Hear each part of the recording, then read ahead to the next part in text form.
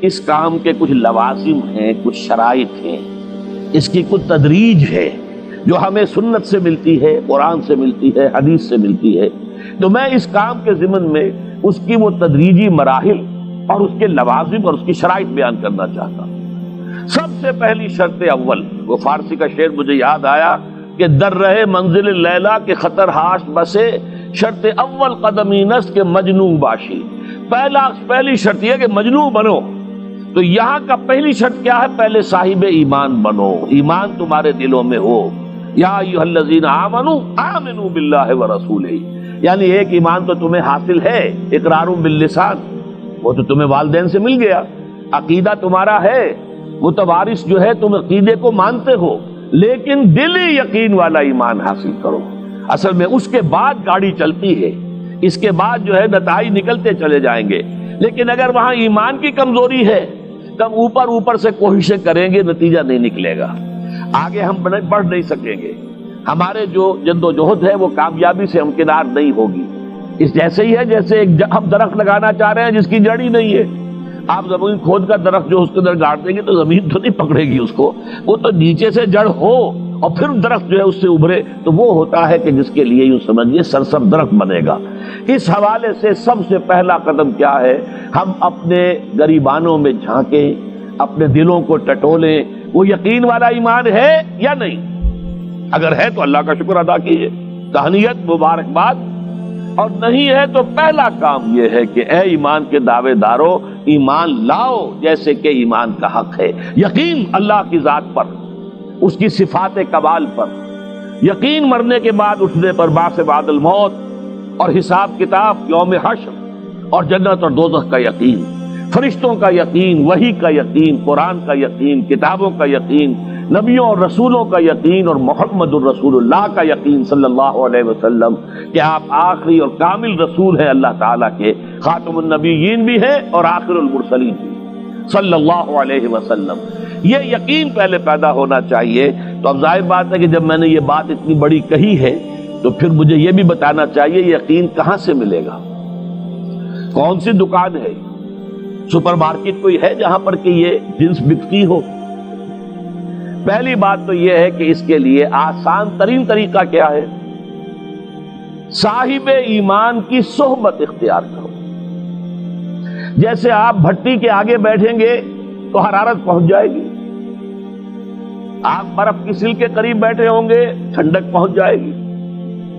اگر صاحب ایمان ہے، کسی کے دل میں یقین والی بھٹی دہک رہی ہے، تو اس کے قرب سے آپ کے اندر بھی یقین پیدا ہو جائے گا۔ دوسرا طریقہ یہ ہے کہ شریعت کے احکام پر عمل کیے جاؤ، کیے جاؤ، کیے جاؤ، کیے جاؤ، اس عمل سے بھی یقین پیدا ہوتا ہے۔ یہ دو طرفہ معاملہ ہے، یقین سے عمل پیدا ہوتا ہے اور عمل سے یقین پیدا ہوتا ہے۔ جیسے آپ کہتے ہیں وشس سرکل، وہ بری شے ہوتی ہے کہ ایک چیز ہے بڑھ گئی تو پھر اس کے اور خرابی بڑھ گئی، اس سے پھر وہ پہلی خرابی اور بڑھ گئی، پھر وہ اس سے اور خرابی بڑھتی چلی گئی۔ جیسے پیچ آپ کہتے ہیں ہر چکر کے ساتھ وہ پیچ آگے بڑھتا جاتا ہے، اسی طریقے سے بھلائی کا بھی ایک سرکل ہے۔ ایک نیکی آپ کریں گے آپ میں ایمان پیدا ہوگا، اب آپ زیادہ نیکی کریں گے تو اب اور زیادہ ایمان پیدا ہوگا، تو یہ دو طرفہ سرکل ہے۔ اور تیسری بات جو ہے، خاص طور پر فہیم، ذہین، انٹلیکچوئل لوگ، سمجھدار لوگ، اور آج کی دنیا آپ کو معلوم ہے کہ ہمارے نوجوان طبقے میں بہت بڑی تعداد اور بہت سمجھدار لوگوں کی ہے، اس لیے کہ ان کی معلومات کا دائرہ بڑا وسیع ہو گیا ہے۔ جدید دنیا میں جو علوم ہے ان کا ایکسپلوژن ہے، دھماکہ ہو گیا، اتنے علوم پھیل گئے اور اس کے اثرات ہیں۔ اخبار بین لوگ بھی جو ہیں وہ بھی ایک طرح سے ہر ایک ان میں سے فلسفی ہوتا ہے، آپ اس سے ذرا بات کر کے دیکھیے، وہ اپنے فلسفے بگاڑے گا، اپنی رائے دے گا، معلوم ہوتا ہے کہ شاید سب سے بڑا سیاسی تجزیہ نگار یہی ہے۔ لہذا وہ لوگ کہتے ہیں کہ ہمیں تو وہ بات بتاؤ جو ہماری عقل کو بھی اپیل کرے۔ یہ جو معاملہ ہے وہ ایمان جو عقل کو بھی اپیل کرے، اس کی سورس صرف ایک ہے اور وہ قرآن حکیم ہے۔ مولانا ظفر علی خان نے ایک شعر کہا تھا بہت سادہ انداز میں، وہ جنس نہیں ایمان جسے لے آئیں دکان فلسفہ سے، ڈھونڈے سے ملے گی عاقل کو یہ قرآن کے سپاروں۔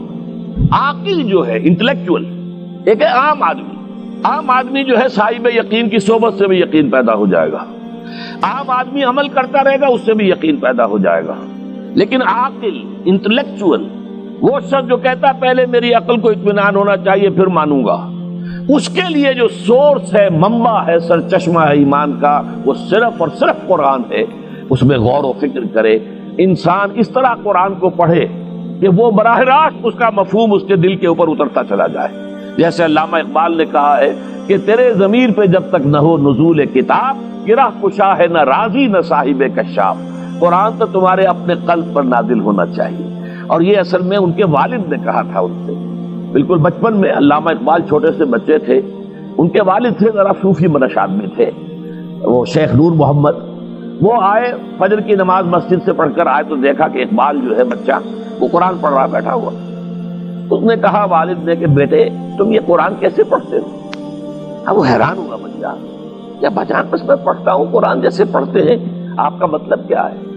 کہا بیٹے قرآن ایسے پڑھا کرو کہ جیسے یہ تم پر نازل ہو رہا ہے، یوں سمجھو کہ تم پر نازل ہو رہا ہے، تم مخاطب ہو۔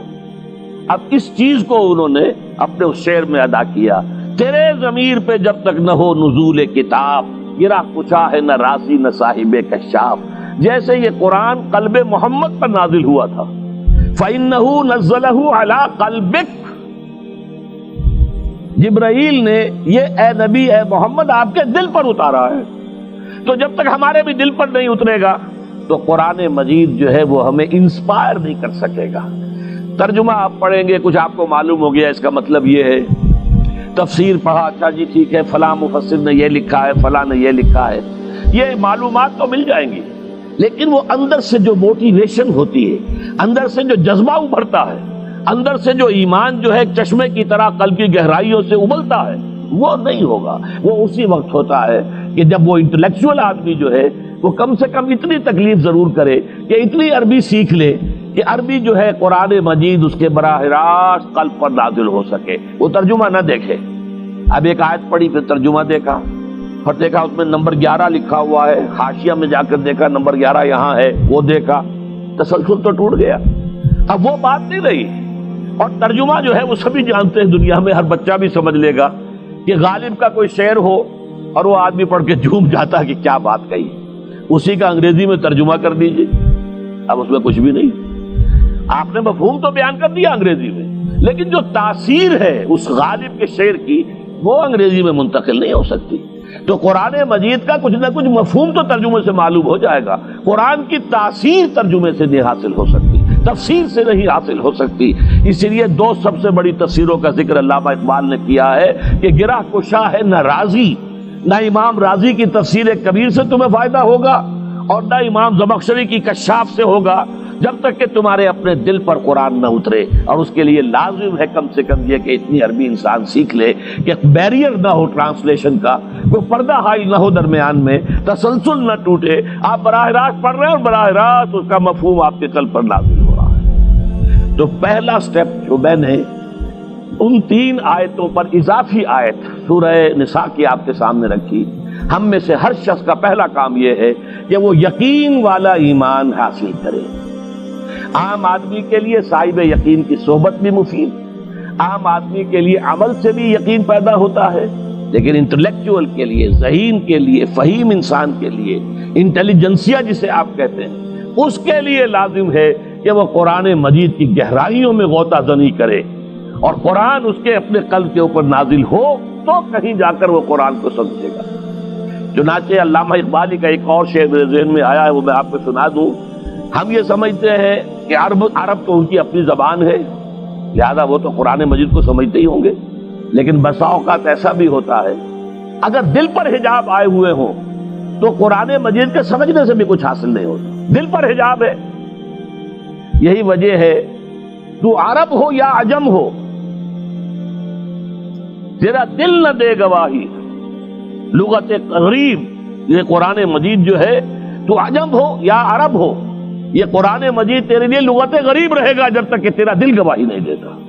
تو ایک تو طلب ہدایت ہو انسان کے اندر، اور دوسرے یہ کہ قرآن مجید کو براہ راست نازل ہونے کا موقع ملے قلب کے اوپر، تو ایمان یقین والا حاصل ہوگا۔